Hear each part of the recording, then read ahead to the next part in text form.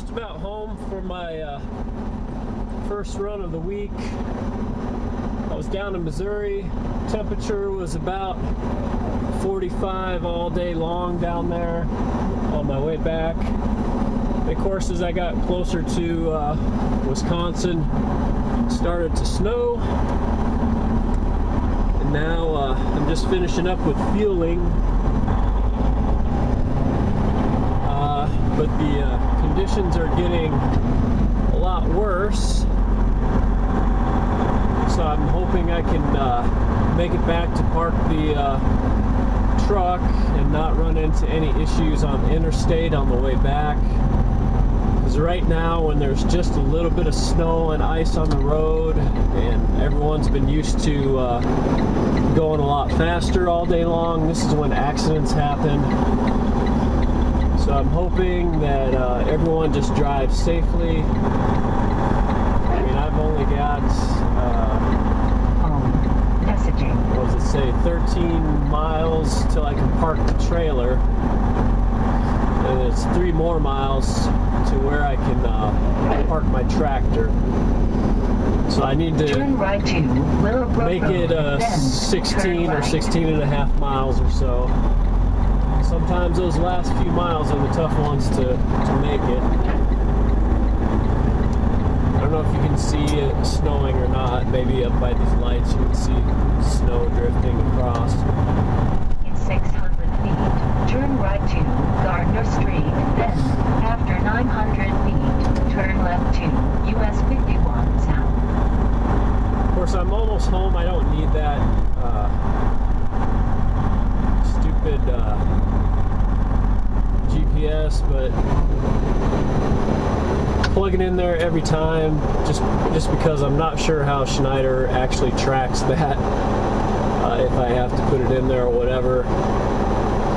But the good thing that it does tell me is how many miles I have left to go on a trip, and now it's just a habit. I always just punch up whatever the next thing is on the dispatch list, no matter if I know exactly where I'm at or not. Come on, Schneider. I don't know what you're waiting on. Now you're gonna go.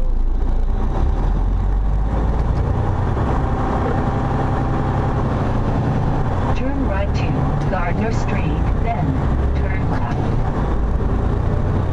Proceed east on Gardner Street. In 800 feet, turn left to US 51 South, then, after 700 feet, continue straight onto Illinois 75 East.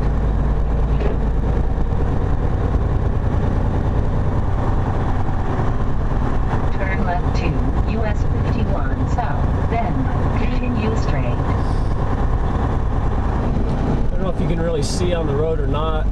Proceed east on US 51 South. The lane definition on this particular road is going away. Illinois 75 East, then turn left to crossover for I-39 North, I-90 West, and Madison. Another 30 minutes or so, you're not really going to be able to see any lane definition other than where some vehicles have already traveled.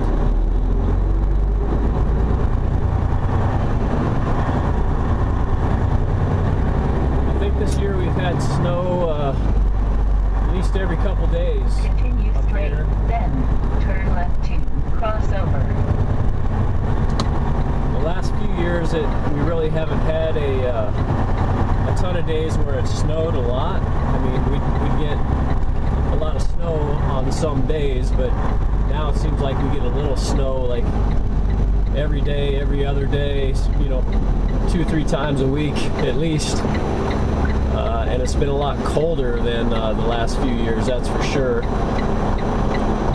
So this year it's been a little bit more challenging driving up in this particular area from about Chicago north. And so this is just another one of those days. The bad part about it is that I'm going to have to get up early and shovel myself out of my house. And driveway, sidewalks, the whole thing.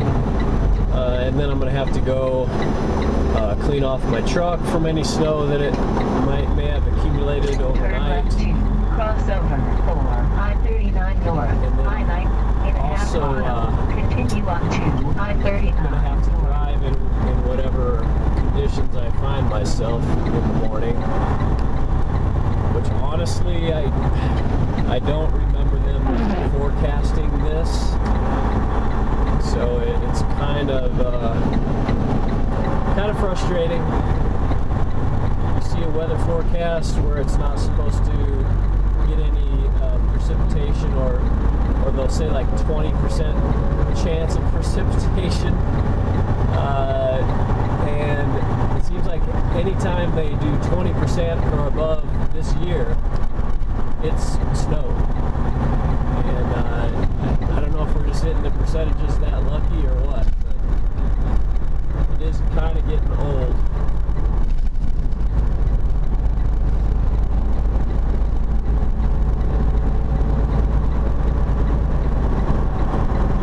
You can see right there they do have the plow out already. In 9.5 miles, Salting and plowing on the interstate. right for WI-11 West, Beloit, and Janesville. Traffic's moving pretty slow, which is good. They should be moving slow.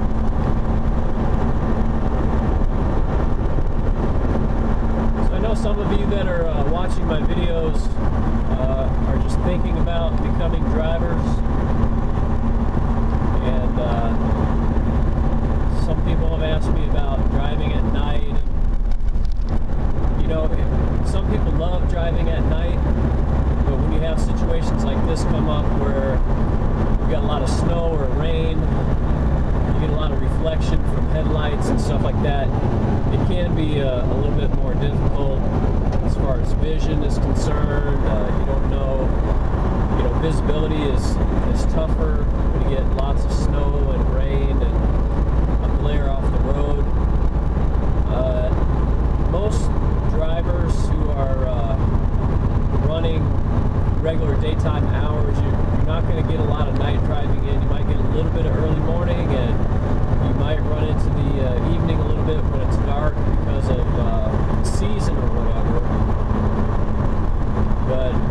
majority of drivers are driving during daylight hours.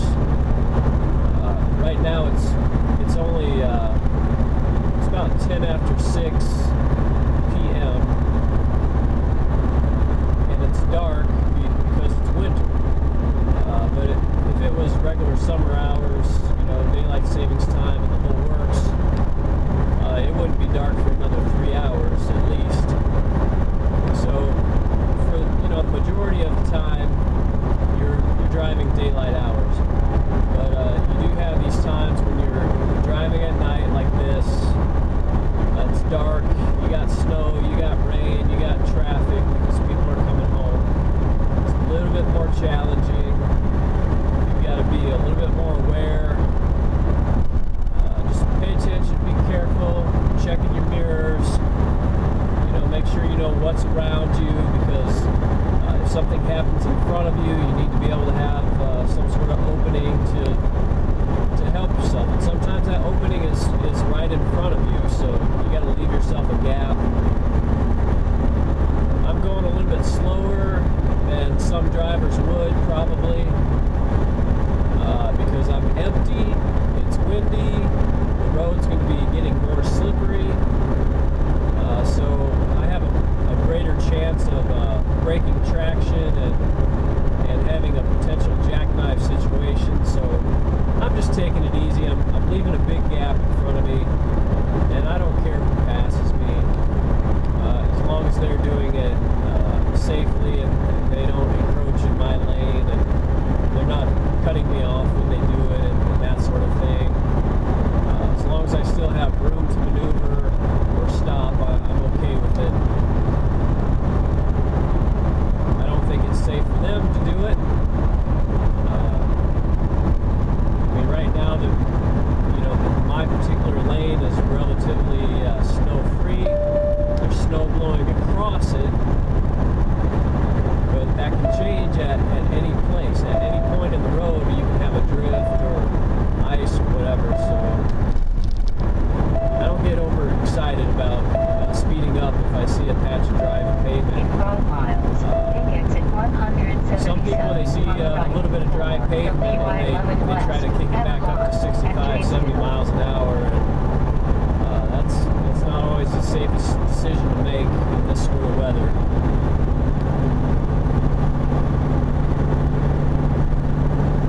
I've seen four-wheelers especially, they'll kick it up when they see dry pavement,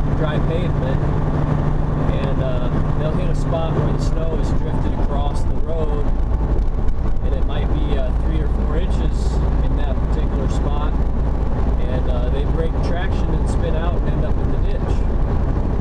I just saw it, I guess last week when I was in Indianapolis. We were basically running in and out of ice patches for about 100 and some miles, and you know, we got a dry patch here and there, or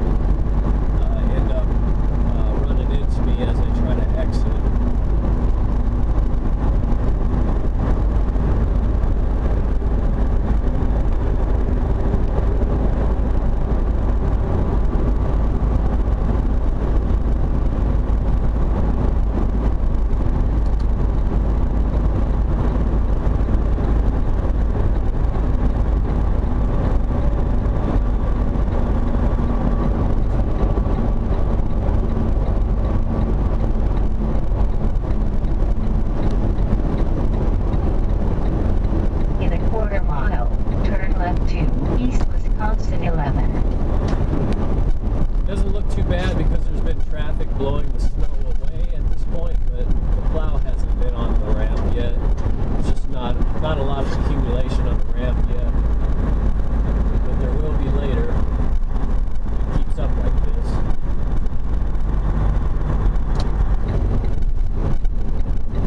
Turn left to East Wisconsin 11.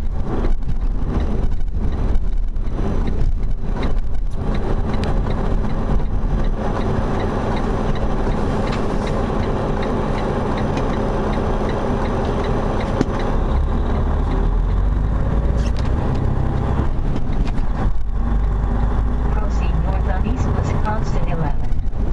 In 1.5 miles, turn right to Beloit Avenue.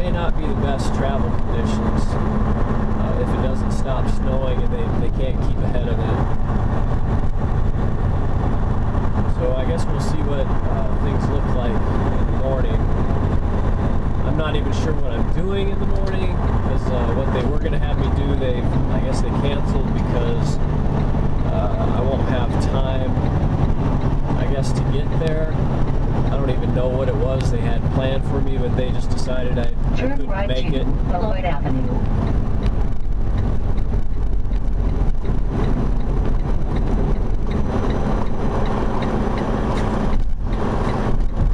It was probably some sort of early morning pickup in Chicago or something like that. Turn right to Venture Drive.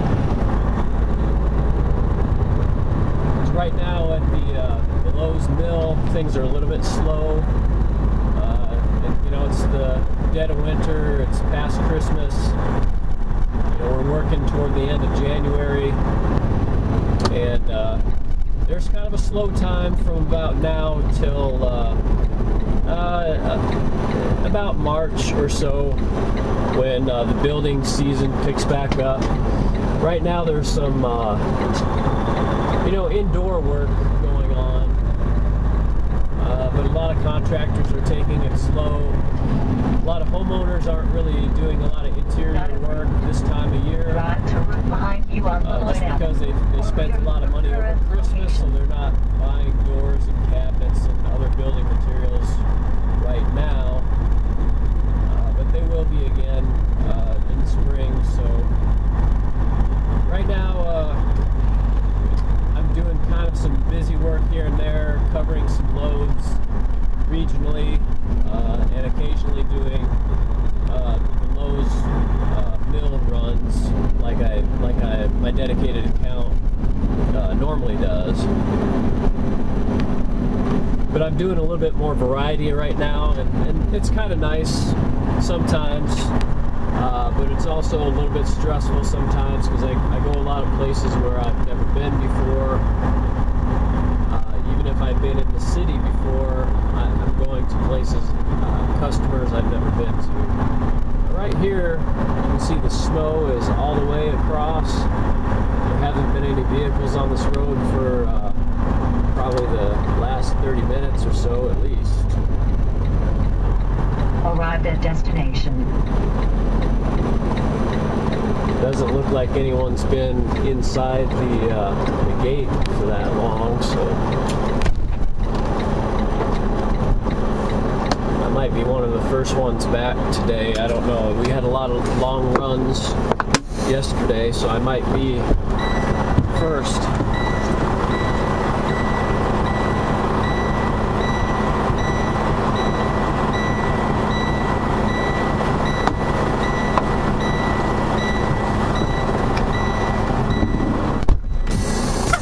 My run yesterday was about 415 miles. Then I had 2 more stops on the way back today, so that was a few extra miles there, probably about 450 miles today. So in 2 days, it's like 860, we'll call it roughly.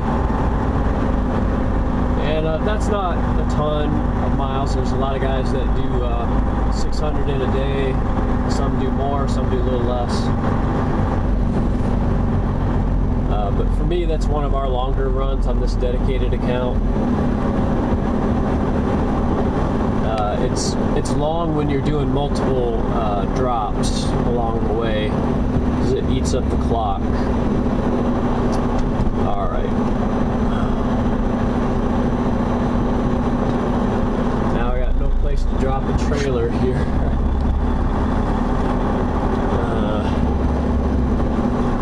I think I can fit it in there diagonally.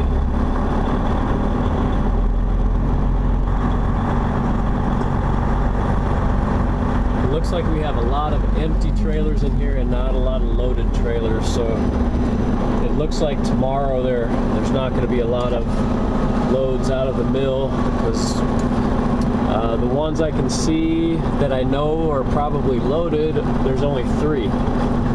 So tomorrow I'll definitely be doing something that's not a Lowe's load. I already knew that, but I didn't know that we only had 3 loads out. It's not very many. Yeah,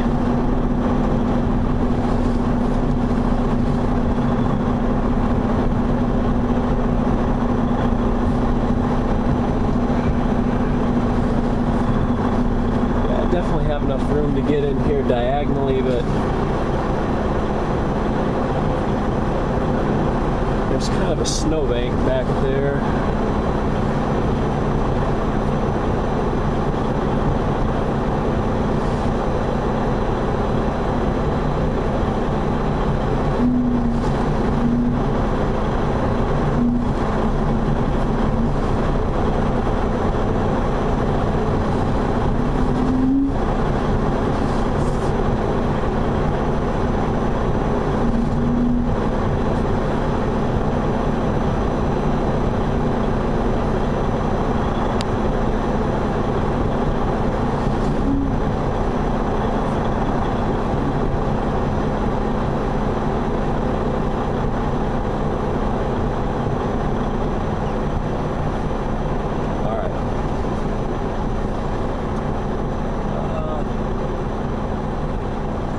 That should be good.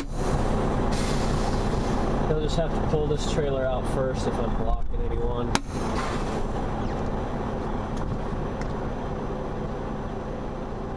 Alright, well, that's about it for now. We'll check in later.